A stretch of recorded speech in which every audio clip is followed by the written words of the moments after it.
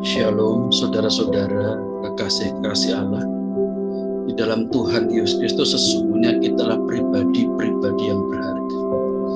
Apapun juga latar belakang kehidupan kita, sekalipun mungkin engkau merasa aku tidak layak, karena aku pendosa, dosaku begitu banyak, aku sendiri pun jijik dengan segala macam dosa-dosaku yang telah lalu. Tapi saudara, firman Tuhan katakan bahwa engkau sungguh berharga di mata Tuhan. Sekalipun manusia mungkin tidak menghargai engkau, manusia mungkin tidak menghormati engkau, tetapi Tuhan menghargai engkau. Mungkin engkau mengalami situasi di mana engkau sudah banyak berkorban bagi seseorang, baik keluargamu, bagi kerabat-kerabatmu, namun orang-orang itu kemudian tidak menghargai apa yang engkau kerjakan. Saudara, saya mau katakan, janganlah engkau menjadi kecewa, jangan engkau menjadi sakit hati, jangan engkau menjadi kemudian menyimpan kepahitan dan dendam di dalam dirimu. Sebab saudara, nilai diri Anda itu tidak tergantung seberapa besar orang menghargai engkau, tetapi nilai hidupmu itu terletak kepada penghargaan yang Tuhan berikan kepadamu. Firman Tuhan di dalam kitab Yesaya pasal 43 ayat yang keempat dikatakan, oleh karena engkau berharga di mataku dan mulia. Sekali saya mau katakan, oleh karena engkau begitu berharga di mataku dan mulia, dan aku mengasihi engkau. Inilah yang Tuhan katakan tentang hidupmu, saudara. Memang konteks Yesaya ini adalah bagi bangsa Israel. Namun bukankah Rasul Paulus mengajarkan bahwa kita adalah Israel yang sejati, dan Israel sejati kita bukan karena kelahiran secara fisik, karena keturunan dari orang Israel, tetapi Israel kita, Israel sejati, yaitu keturunan iman yang mengimani iman Abraham di dalam Yesus Kristus. Di dalam Kristus kita itulah sesungguhnya Israel yang sejati. Dan apa yang Tuhan katakan, sekali saya ulangi ya, oleh karena engkau begitu berharga di mataku dan mulia. Saudara, Tuhan mengatakan engkau itu mulia. Mungkin orang mengatakan engkau tidak berharga, engkau sumber masalah, engkau ini begitu hina hidupmu. Mungkin orang-orang yang engkau harapkan menghargai, menghormati, memuji, dan menerima engkau dengan kasih sayang, justru mengatakan perkataan-perkataan yang melecehkan, merendahkan, menghina.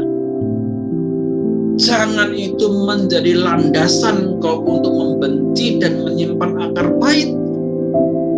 Karena sesungguhnya kebencian dan akar pahit tidak menguntungkan sedikit pun atas hidupmu. Kepedihan, kekecewaan, sakit hati itu sesungguhnya bukan menyakiti orang-orang yang telah menyakitimu. Engkau tidak bisa membalas orang-orang yang telah menyakitimu dengan menyimpan kepahitan, dendam, kepedihan dalam hatimu. Justru engkau menyakiti dirimu sendiri dengan sikap seperti itu.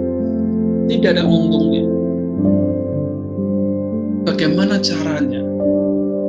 Mungkin engkau mengatakan, aku ingin melepaskan segala dendam, kepahitan ini, tapi rasanya begitu sakit. Nah, saudara, engkau perlu memiliki hubungan yang intim, yang akrab dengan Tuhan. Kenapa? Karena Yesus lebih mengasihi engkau daripada siapapun juga yang di dunia ini. Saya sekali lagi mau katakan bahwa Tuhan Yesus Kristus mengasihi engkau lebih daripada siapapun yang ada di dunia ini.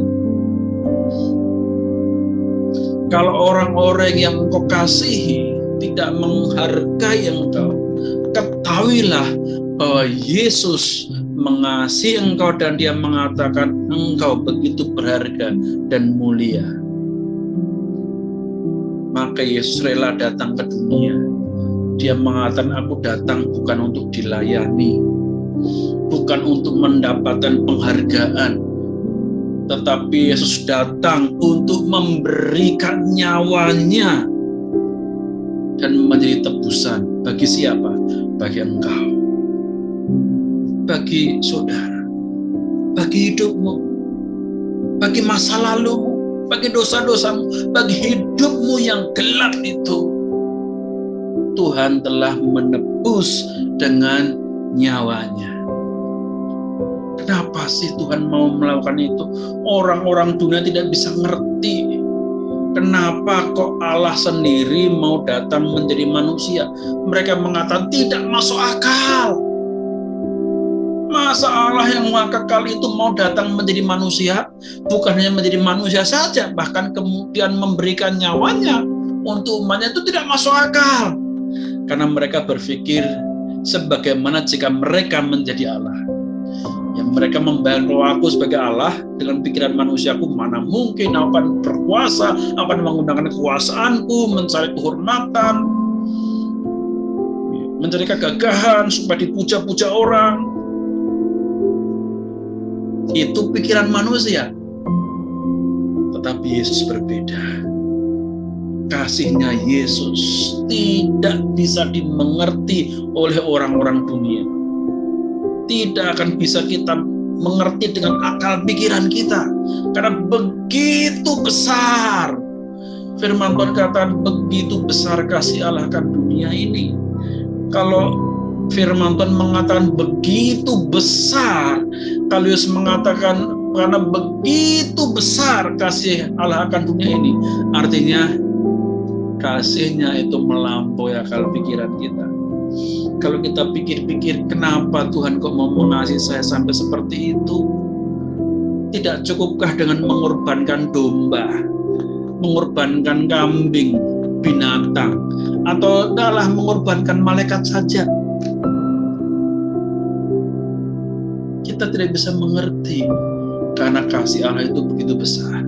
Karena Dia mau mengatakan pada saudara bahwa hidupmu itu begitu berharga dan begitu mulia sehingga Dia datang dan menebus dengan nyawanya sendiri.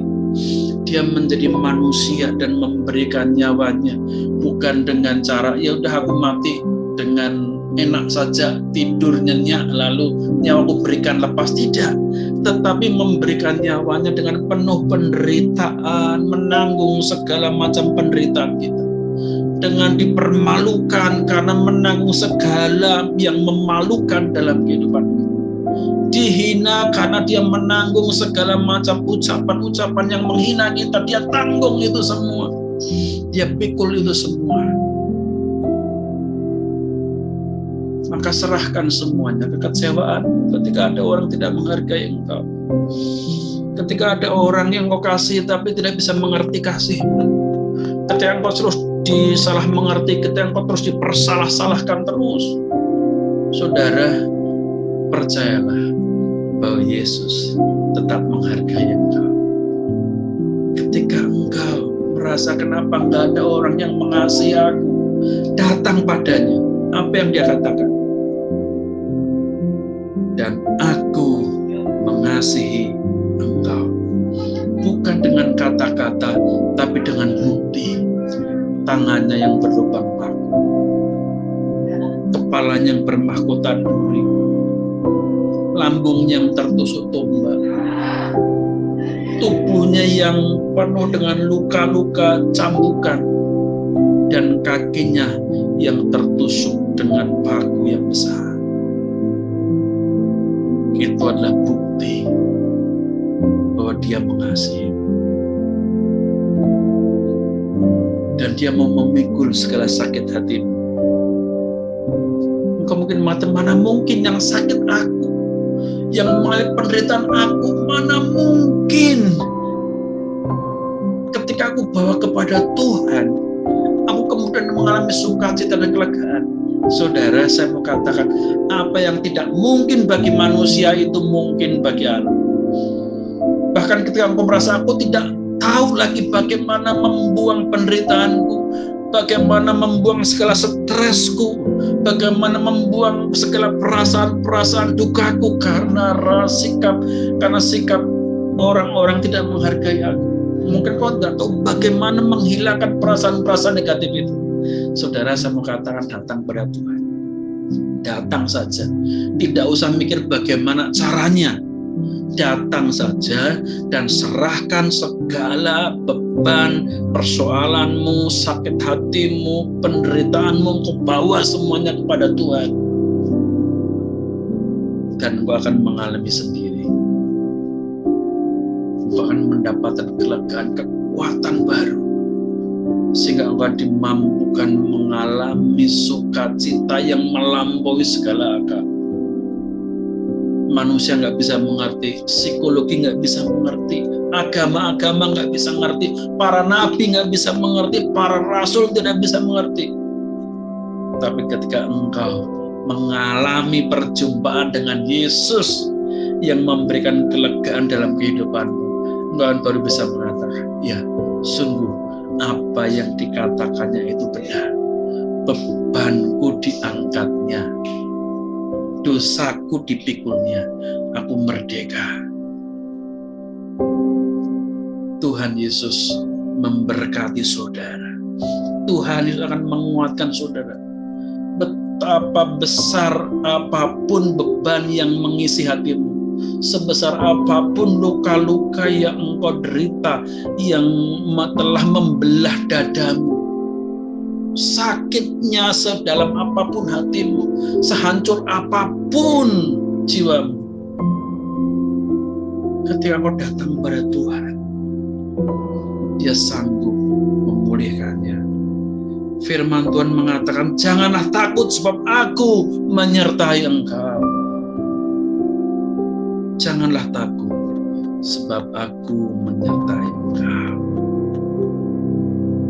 Ketika orang-orang meninggalkan engkau, ketika engkau melihat kanan kirimu, kok tidak ada orang empati kepadaku, tidak ada orang membelaku ketika aku sedang mengalami situasi yang tidak menyenangkan ini.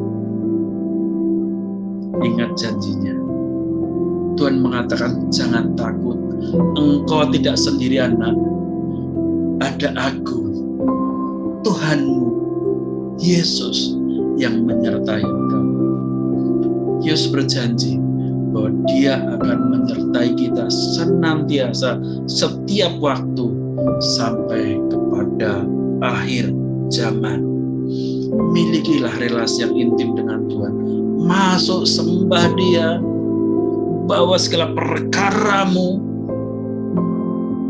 Percayalah,